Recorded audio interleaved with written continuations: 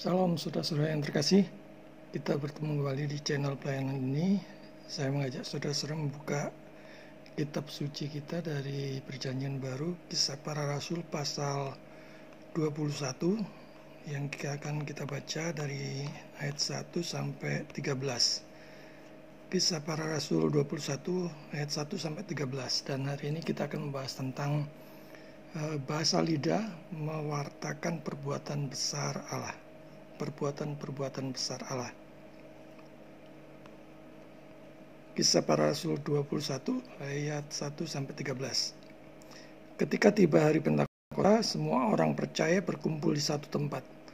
Tiba-tiba turunlah dari langit suatu bunyi seperti tiupan angin keras yang memenuhi seluruh rumah di mana mereka duduk, dan tampaklah kepada mereka lidah-lidah seperti nyala api yang bertebaran dan hinggap pada mereka masing-masing. Maka penuhlah mereka dengan Roh Kudus, lalu mereka mulai berkata-kata dalam bahasa-bahasa lain, seperti yang diberitakan oleh Roh itu kepada mereka untuk mengatakannya. Waktu itu di Yerusalem diam orang-orang Yahudi yang saleh dari segala bangsa di bawah kolong langit. Ketika turun bunyi itu, berkerumunlah orang banyak. Mereka bingung karena mereka masing-masing mendengar rasul-rasul itu berkata-kata dalam bahasa mereka sendiri. Mereka semua tercengang-cengang dan heran, lalu berkata, bukankah mereka semua yang berkata-kata itu orang Galilea? Bagaimana mungkin kita masing-masing mendengar mereka berkata-kata dalam bahasa kita sendiri, yaitu bahasa yang kita pakai di negeri asal kita? Kita orang Parsia, Media, Elam, penduduk Mesopotamia, Yudea dan Kapadokia, Pontus dan Asia, Frigia dan Pamfilia, Mesir dan daerah-daerah Libya yang berdekatan dengan Kirene, pendatang-pendatang dari Roma, baik orang-orang Yahudi penganut agama Yahudi, orang Kreta dan orang-orang Arab. Kita mendengar mereka berkata-kata dalam bahasa kita sendiri tentang perbuatan-perbuatan besar yang dilakukan Allah. Mereka semuanya tercengang-cengang dan sangat termangu-mangu sambil berkata seorang kepada yang lain, apakah artinya ini? Tetapi orang lain menyindir, mereka sedang mabuk oleh anggur manis. Saudara-saudara yang terkasih, saya mau mengambil satu kata yang mungkin masih asing di antara kita ya. Kata polyglot. Polyglot itu sebutan bagi orang-orang yang menguasai banyak bahasa asing ya, selain native bahasa ibunya dia sendiri. Biasanya lebih dari 4 bahasa ya. Nah, sedangkan kalau polyglotos itu artinya diambil dari bahasa Yunani yang berarti banyak lidah. Maksudnya adalah orang-orang yang menguasai banyak bahasa. Jadi sekali lagi kata tersebut diambil atau diserap dari bahasa Yunani, yaitu polyglotos yang berarti banyak lidah. Sedangkan yang menguasai lebih dari 6 bahasa disebut hyperpolyglot. Nah, di Indonesia juga ada saudara, namanya Rista ya, bocah asal Banjar Kidulung Kretek, Desa Besakih, Kecamatan Rendang, Karangasem, daerah Bali ya, Provinsi Bali. Ini menjadi topik pembicaraan di media sosial karena dia mampu menguasai banyak bahasa asing. Tetapi ini bukan bahasa lidah yang dimaksud di dalam kitab suci ya, cuman contoh saja. Sekarang pun juga ada. Rista ini memiliki skill yang jarang dimiliki oleh kebanyakan anak ya seusianya dia. Apa itu? Yaitu menguasai banyak bahasa asing. Profesi dari anak ini adalah penjual kartu pos, saudara-saudara, di Besakih ya. Jadi dia bisa 21 bahasa asing ya. Ini duduk di bangku kelas SD sekarang ya. Anak yang tinggal di bawah keluarganya itu tinggal di bawah kaki Gunung Agung. Rista menggunakan bahasa sesuai dengan asal negara wisatawan. Jadi kalau dia menawarkan kartu pos, memakai bahasa setempat, bahasa yang wisatawan itu pakai. itu dilakukan setiap hari secara terus-menerus. Saudara biasa bayangkan ya, kalau misalnya itu kita sendiri atau bahkan saudara, dan bisa dipakai untuk melayani, wah luar biasa saudara, untuk memberitakan Injil, melakukan kegiatan misi dan sebagainya ya. Jadi kita bisa melihat artikel itu di gadis cilik penjual kartu pos di Bali ya, yang menguasai 23 bahasa. Jadi kalau dikaruniai jago bahasa ya, siapapun saudara saat ini, gunakan saudara untuk kemuliaan Tuhan ya. Kita akan melihat dari kisah para rasul ini. Dikatakan di situ berkumpullah mereka di satu tempat ya. Kemungkinan besar di Yerusalem ya, tadi di bagian awal tadi disebutkan di Yerusalem. Nah kalau kita lihat di zaman ini, zaman yang seharusnya mudah karena begitu digempur oleh sosial media, itu justru dikumpulkan susah banget saudara-saudara ya. Dengan alasan masing-masing mempunyai kesibukan sendiri-sendiri. Tapi pertanyaannya adalah apakah mau berkorban waktu, tenaga, energi, uang, dan sebagainya untuk Tuhan. Saudara-saudara hargai siapa saja yang berusaha untuk mengumpulkan saudara dalam suatu pertemuan untuk kemuliaan Tuhan. Ya bisa pertemuan itu di mana saja, bisa dalam artian di mana saja. Kalau zaman era yang sekarang ini ya, era pandemi, asal jangan terlalu banyak orang begitu ya, dalam jumlah yang terbatas. Saudara bisa melakukannya di kebun, di pantai, di hutan, pematang sawah, di lepas pantai dan sebagainya. Dengan berbekal gadget, saudara bisa mencari pembicara-pembicara yang bagus di dalam suatu ibadah ataupun persekutuan online, di dalam live streaming ataupun pelayanan ibadah online tertentu ya. Banyak sekali yang bisa saudara dapatkan. Saudara-saudara, ketenaran atau peristiwa yang terjadi saat itu menyebar ke luar negeri. Jadi banyak orang berkumpul ya, dikatakan sampai di kolong langit ya bahasanya ya. Dari mana-mana datang mereka. Mereka datang bersama-sama ke satu tempat agar keragaman bahasa muncul ya. Kita bisa membandingkan di peristiwa Menara Babel yang mereka diserakkan, terus sekarang mereka dikumpulkan dalam peristiwa ini. Negara dan tanah air para rasul umumnya dikenal ya, satu sudah dikenal, dan ini juga umum diketahui. Mereka tidak pernah keluar dari negara mereka untuk belajar bahasa asing. Jadi ditegaskan di sini mereka mampu berbicara 21 bahasa asing yang dicatat dalam kitab suci. Itu mereka tidak pernah mempelajarinya sebelumnya. Jadi ini murni adalah mujizat Tuhan. Dan selanjutnya dikatakan di situ ada tandanya. Jadi paling tidak ada tandanya saudara-saudara, mereka berbicara seperti itu. Ada paling tidak 2 tanda yang tercatat dalam kitab suci. Yang pertama, bunyi tiupan angin yang keras ya. Jadi bukan AC yang dikondisikan dingin, atau kalau zaman sekarang dikondisikan kipas anginnya dibesar-besarin, bukan ya. Tandanya bunyi tiupan angin yang keras, kemudian ada lidah-lidah seperti nyala api bertebaran di atas kepala mereka. Jadi sekali lagi mereka tidak pernah mempelajari sebelumnya bahasa-bahasa itu. Jadi benar-benar mujizat Tuhan. Kalau Menara Babel diserakkan dengan mudah muncul bermacam-macam bahasa ya. Jadi Tuhan juga bisa memberikan mujizat kepada para murid untuk mengerti bahasa bangsa-bangsa lain tanpa harus mereka terlebih dahulu mempelajarinya. Jadi murni mujizat ya.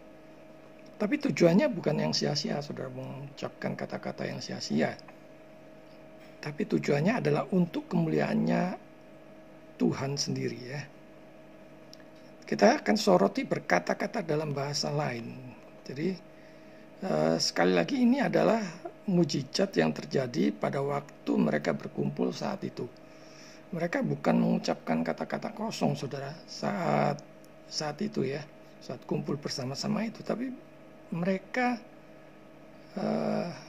intinya khotbah tentang atau membicarakan tentang perbuatan-perbuatan Allah yang besar. Ya, jadi bukan kata-kata yang sia-sia, yang terus-menerus diulang-ulang satu kata begitu ya. Dikatakan di situ mereka orang Galilea, mereka dikenal sebagai orang-orang Galilea, saudara. Tapi mereka berkata-kata dalam bahasa lain ya. Kalau kita lihat di sini ada 21 bahasa yang dicatat dalam kitab suci. Tadi kita sudah lihat dalam bahasa Parsia, Media, Elam, Mesopotamia dan sebagainya. Jadi istilahnya seperti kamus berjalan gitu ya. Wah, enak sekali saudara kalau bisa menguasai 21 bahasa atau bahkan lebih. Para murid tidak pernah mempelajarinya sebelumnya. Jadi ini benar-benar mujizat. Sekali lagi saudara, tidak ada yang mustahil bagi Tuhan. Mujizat Tuhan bisa terjadi saat itu. Dan setiap orang juga mengubah lidahnya. Jadi ini konfirmasi atau tampak lebih jelas lagi bahwa ini adalah pekerjaan Allah, bukan karena kemampuan skill hebatnya para rasul ya. Orang biasa saja, kalau zaman sekarang kita perhatikan orang biasa aja ada yang bisa 7 bahasa, tapi perbedaannya adalah mereka harus mempelajarinya terlebih dahulu, saudara-saudara. Mereka harus belajar keras terlebih dahulu sebelumnya. Dan sebenarnya kalau kita mau, kita sebenarnya bisa belajar ya, pakai Google Translate. Di sana ada pembacaannya yang jelas, bagaimana kita butuh waktu dan tenaga untuk berusaha keras menguasai bahasa tertentu yang kita ingini. Saudara-saudara, sekali lagi kalau khususnya untuk yang pelayanan, belajar untuk PI dengan bahasa lain, untuk melayani bangsa lain. Apalagi kalau di Bali, saudara, wah, boleh seliweran, saudara-saudara. Seliweran itu lalu lalang ya, setiap hari ada di sana di mana-mana. Jadi tanpa perlu kita pergi ke luar negeri, tapi sudah ada. Kalau di Bali, kita pergi ke Bali itu sudah ketemu di mana saja ada bule, saudara. Bahkan ada juga bule yang buka warung, yang ngamen dan sebagainya karena kehabisan uang. Kemudian dikatakan di situ perbuatan-perbuatan besar yang dilakukan Allah. Jadi mereka bukan mengucapkan kata yang sia-sia ya, yang diulang-ulang. Mereka bicara sesuatu yang penting, yaitu sesuatu tentang firman Tuhan, dan orang-orang bisa kagum dan dibangunkan, saudara-saudara.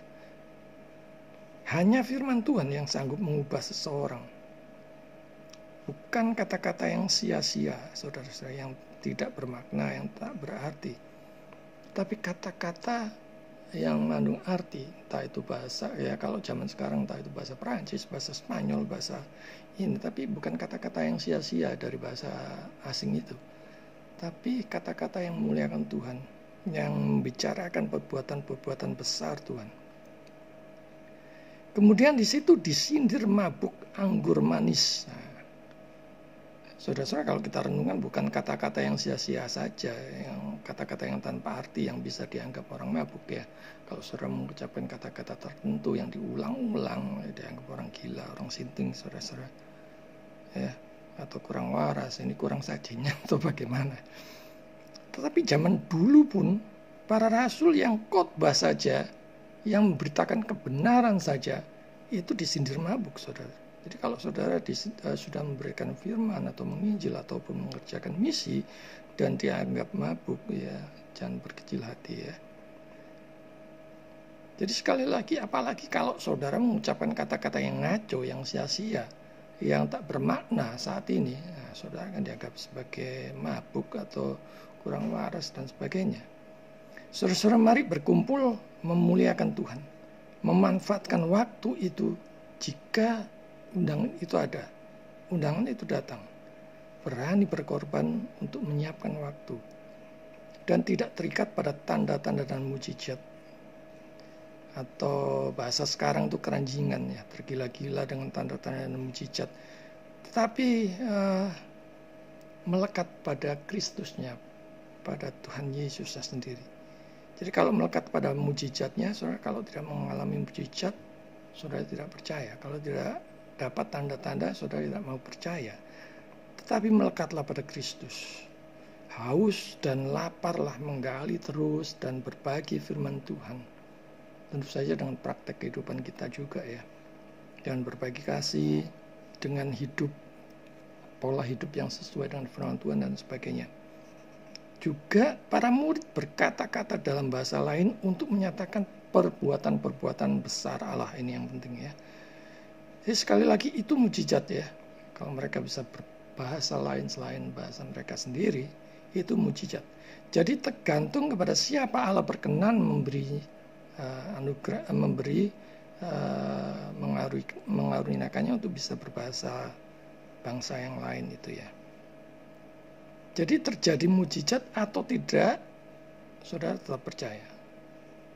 Karena yang paling penting adalah Yesus sudah menebus kita, saudara. Itu yang paling penting. Perbuatan besar Allah itu banyak ya.